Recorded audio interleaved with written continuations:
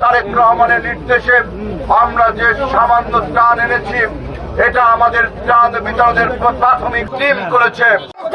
বাংলাবাসীর পক্ষ থেকে নির্ঝড় বিধ্বস্ত রামপালবাসীর কাছে আজকে আমরা উপস্থিত হয়েছি। আপনারা সব সময় প্রকৃতির সঙ্গে যুদ্ধ করে এখানে বসবাস করছেন। কখনো আইলা, কখনো সিডর, কখনো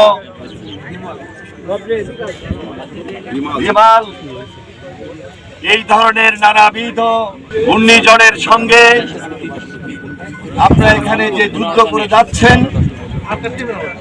এবং ঘূর্ণিঝড়ে ক্ষতিগ্রস্ত প্রিয় এলাকাবাসী, আপনাদের পাশে দাঁড়ানোর জন্য আমরা বিএনপির পক্ষ থেকে আপনাদের কাছে উপস্থিত হয়েছি। উপস্থিত আছেন বাগেরহাট জেলা বিএনপি যুগ্ম আহ্বায়ক জনাব শহীদুদ্দিন রানী ভাই আমাদের মাঝে উপস্থিত হচ্ছেন। নগদে 500 টাকা বা তার বেশি পেমেন্টে পেতে পারেন ঢাকায় জমিসহ 20 কোটি টাকার পুরস্কার।